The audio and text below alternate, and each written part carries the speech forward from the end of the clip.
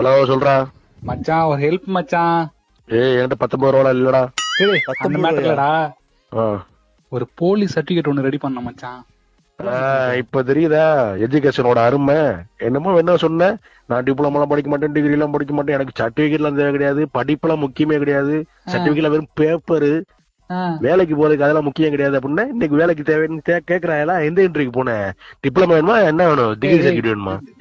இருடா அதெல்லாம் எவன்டா கேட்டான் மயிறு?